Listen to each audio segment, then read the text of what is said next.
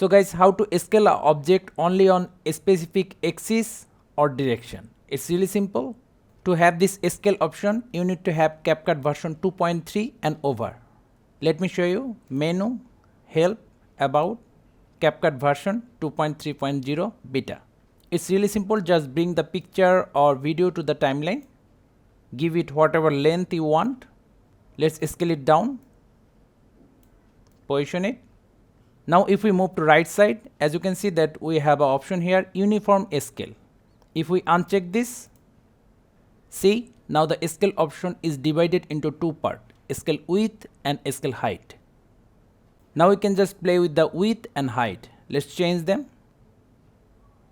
Now suppose we are done and we want to scale the height and width together again. For that, again check the uniform scale and scale it up.